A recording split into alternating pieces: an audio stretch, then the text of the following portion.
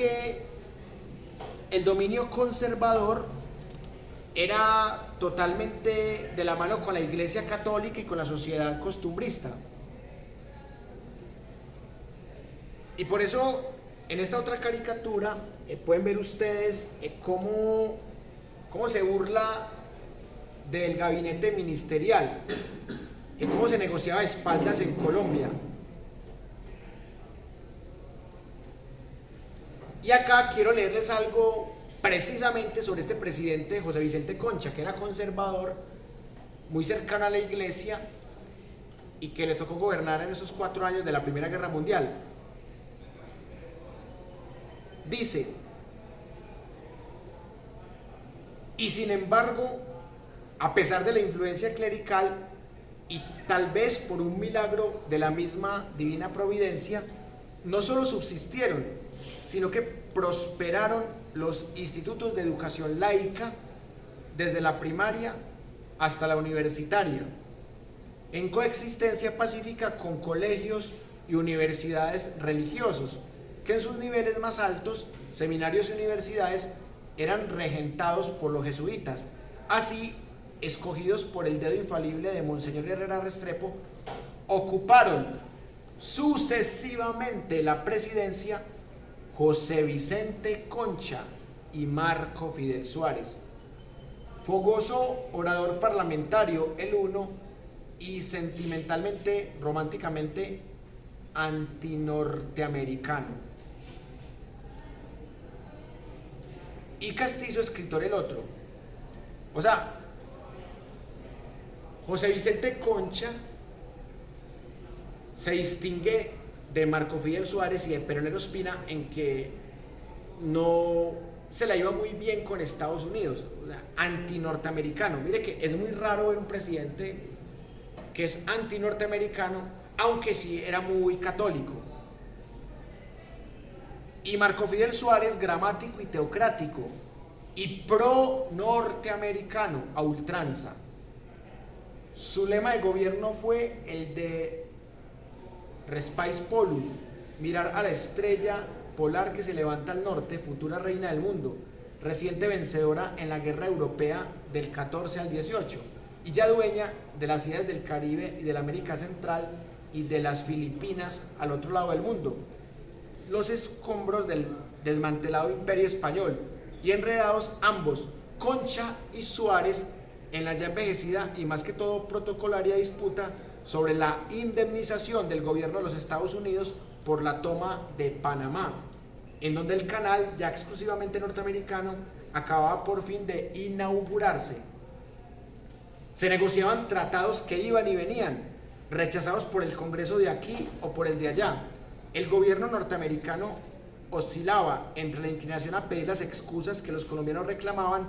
incluyendo en el tratado la expresión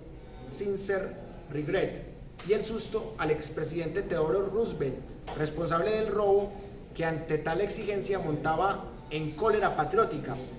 Pedir excusas por el zarpazo imperialista era un crimen contra los Estados Unidos y un ataque a su honor.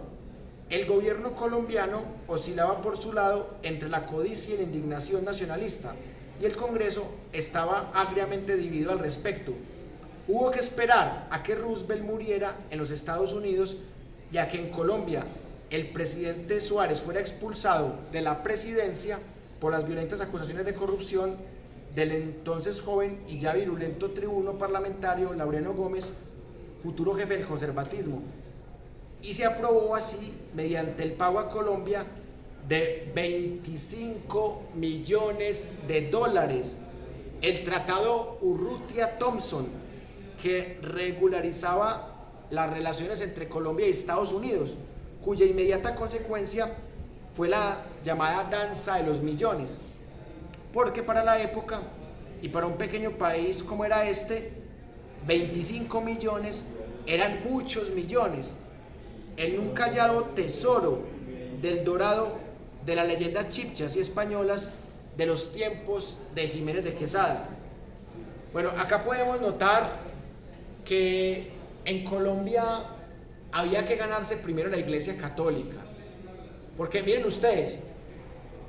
José Vicente Concha y Marco Fidel Suárez, que fueron los presidentes entre 1914 y 1921. Ambos tenían la Iglesia Católica en el bolsillo, tenían el conservatismo en el bolsillo, y se daban el lujo de que José Vicente Concha podía ser anti-norteamericano, porque era uno de los que estaba enojado por la pérdida de Panamá, y Marco Fidel Suárez, que era totalmente pro norteamericano. Y como les dije ahora, después de Marco Fidel Suárez llegaron otros presidentes que también fueron pro norteamericanos. El último presidente, entre comillas, anti norteamericano fue José Vicente Concha, y aún así le tocó soportar las secuelas económicas de la Primera Guerra Mundial, y era lógico que Colombia se mantuviera neutral. Incluso uno podría especular con algo contrafactual. Por ejemplo, si el presidente fuera entre 1914 y 1918 Marco Fidel Suárez, probablemente Colombia en 1917 estaría a favor de Estados Unidos y estaría a favor de la Triple Entente, porque diría, no, hay que estar a favor del que esté Estados Unidos. Entonces también es otro argumento de por qué Colombia fue neutral en la Primera Guerra Mundial. Y la última cuestión que quería resaltar de este libro tiene que ver con este tema de lo que implica para la economía colombiana recibir una indemnización de 25 millones de dólares. Es decir, para Estados Unidos era poco, pero para Colombia era mucho. Un país que venía de 8 guerras civiles, de la pérdida de Panamá, un país que había tenido unas crisis también, que ha tenido una constante corrupción. Para Colombia era un bálsamo, pero si bien es cierto, Pedro Ospina Vázquez pudo hacer unas obras que no habían hecho los anteriores con ese dinero, unos ferrocarriles, de todas maneras ese dinero se quedó corto, porque esos ferrocarriles no trajeron el progreso que se esperaba, precisamente porque era un país todavía muy conservador, muy católico, muy atrasado, y la misión Kemerer solo sirvió para que Colombia quedara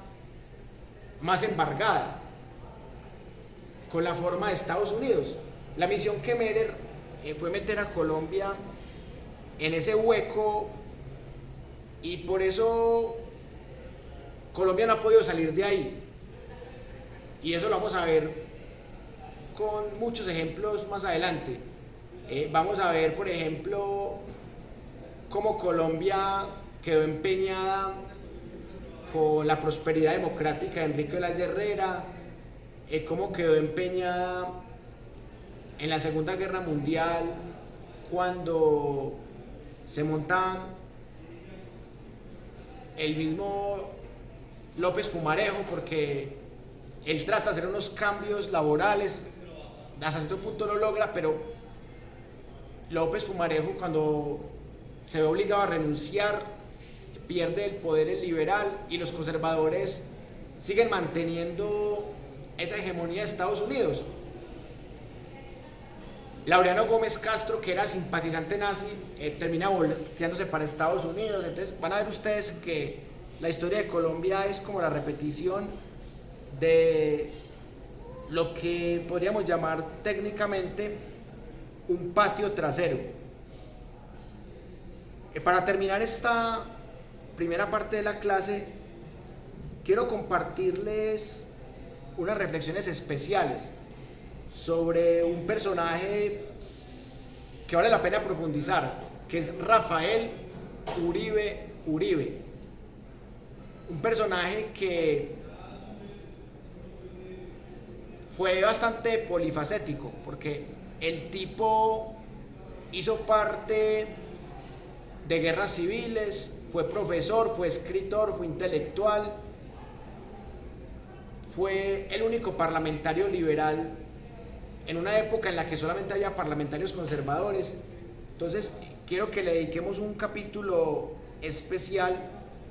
a Rafael Uribe Uribe. Bueno, ahora sí les voy a prestar este libro para que ustedes miren algunas caricaturas y más adelante vamos a profundizar estas caricaturas para que ustedes miren otra forma de pensar la historia.